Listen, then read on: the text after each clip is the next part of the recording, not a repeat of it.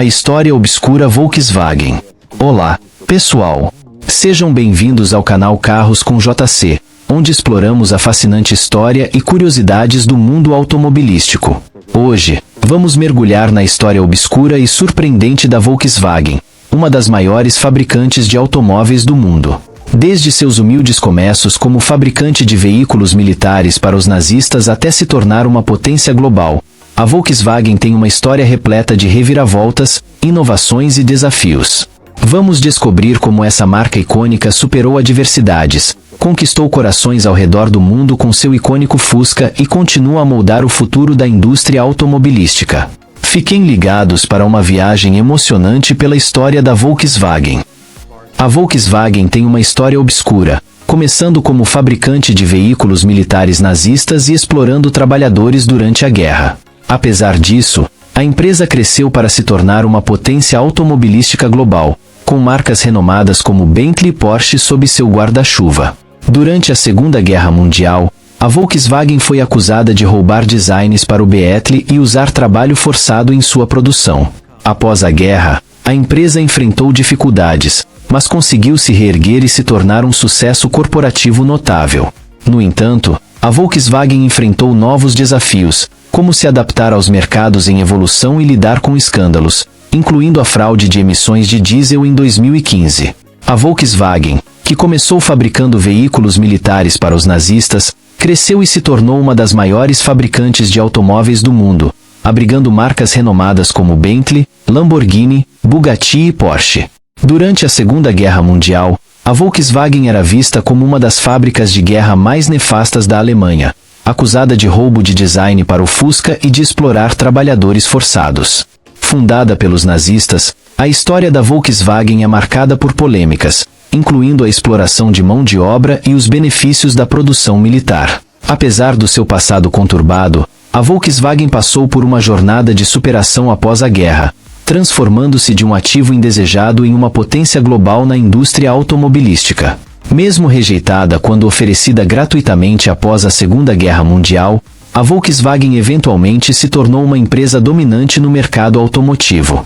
A história da Volkswagen teve início em 1933, quando Adolf Hitler assumiu o cargo de chanceler na Alemanha. Nesse período, o país enfrentava uma crise profunda após a Primeira Guerra Mundial e a Grande Depressão que assolou a Europa. A economia alemã estava devastada, com alta inflação e muitos negócios fechando, deixando milhões de pessoas desempregadas e sem proteção econômica. Hitler, inspirado por Henry Ford e seu modelo T, viu nos automóveis uma oportunidade para reerguer a economia alemã.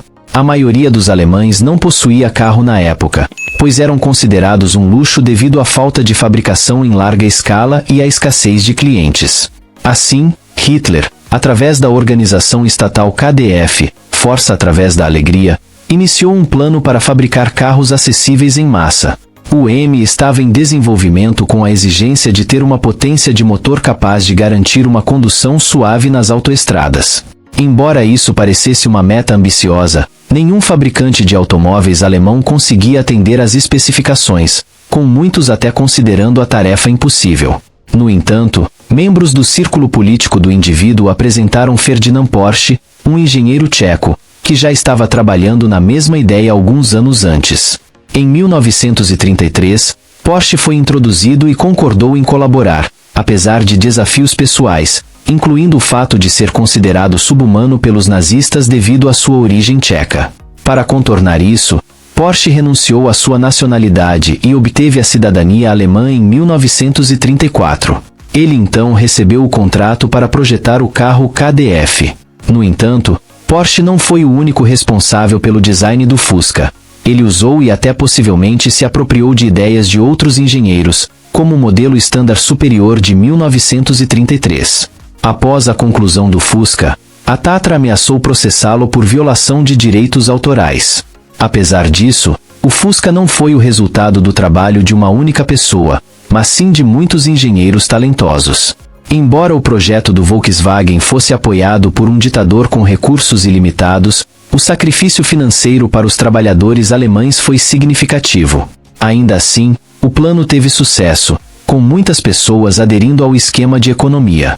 Porsche conseguiu desenvolver o Kübelwagen usando os componentes do Fusca, que provou ser útil em diversas operações militares durante a Segunda Guerra Mundial. Chegar à cidade do vagão KDF foi uma experiência que despertou em mim uma mistura de curiosidade e preocupação.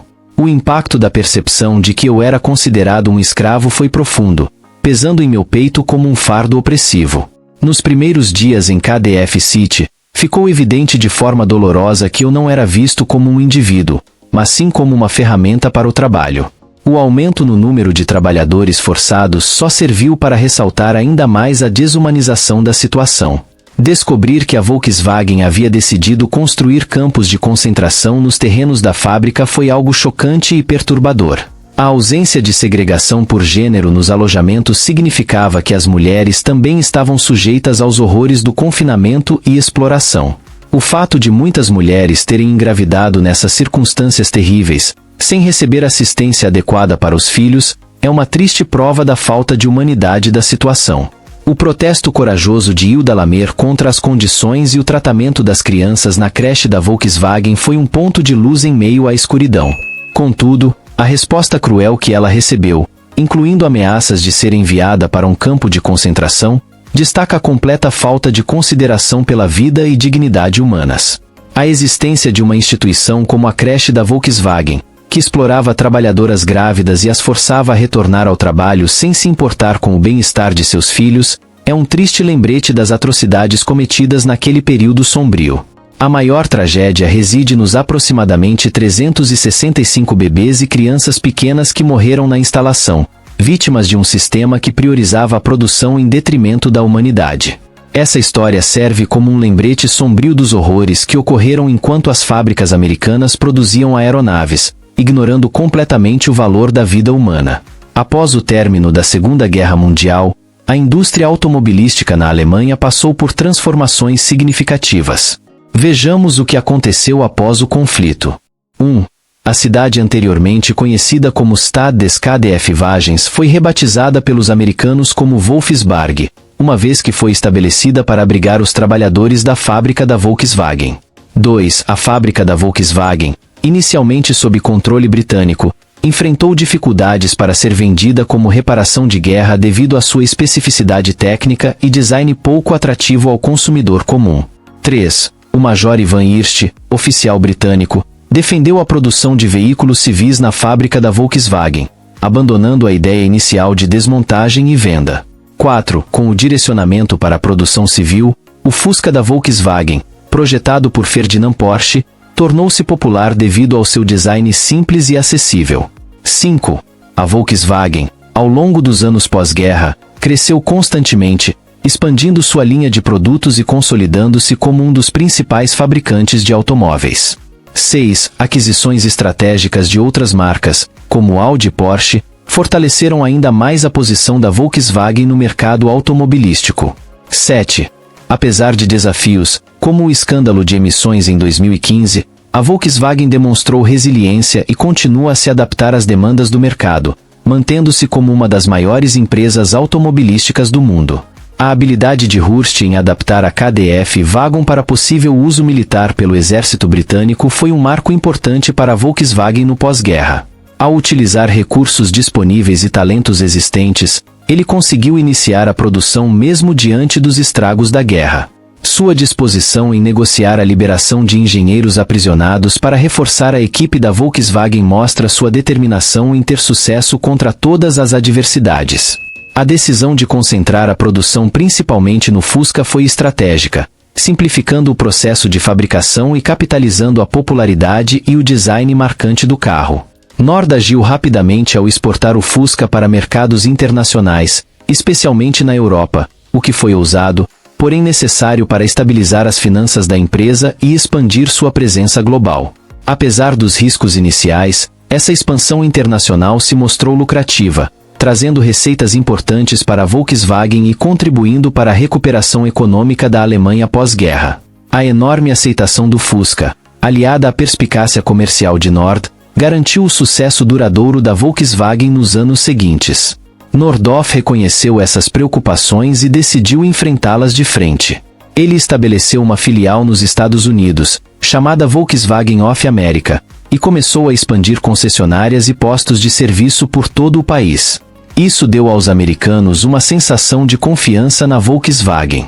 À medida que as pessoas começaram a comprar o Fusca, perceberam que não era tão ruim quanto pensavam, na verdade, gostaram dele. Rapidamente, o carro se tornou um símbolo do movimento contracultural até 1959, quando Nordal finalmente decidiu lançar uma campanha publicitária para o Fusca.